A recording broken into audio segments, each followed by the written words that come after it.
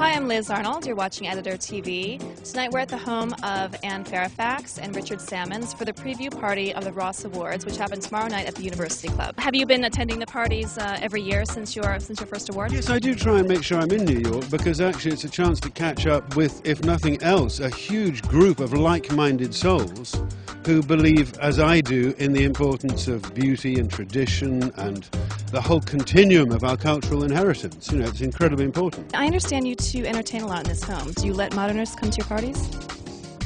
Absolutely not. They have to check their modernism at the door. I think there's a dialogue between modernism and classicism, as long as it's based on proportion and scale and design and not on ego. I'm a classicist. I'm also a modernist. I have a broad embrace of design excellence, and the Institute does not stand in opposition to anyone. It addresses the reality of the American marketplace and the American taste. How would you describe your own taste? My own taste is incredibly classic.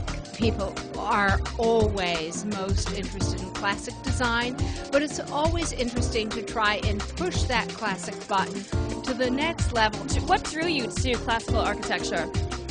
The market, pure and simple. When I started, which was in the 70s, with not a lot of emphasis on historical, although the market desired it.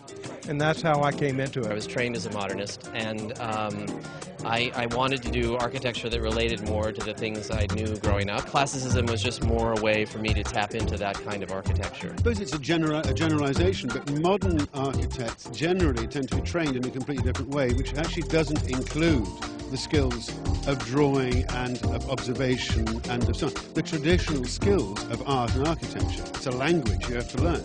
Classical language is a vocabulary, and just like in literature, how we arrange our words to create either literature or poetry is the challenge. You know, when you study music, you learn Bach and Beethoven. When you study architecture, you really should learn or leave the door open to learning Vitruvius and Palladio and the basics of composition and proportion. You can learn the rules and practice them, you can learn the rules and break them, but it's sort of a tragedy. It's an unnecessary tragedy to simply let them disappear. It's looking to the period that just predates modernism, maybe the 1860s or 50s, and then the previous 300 years.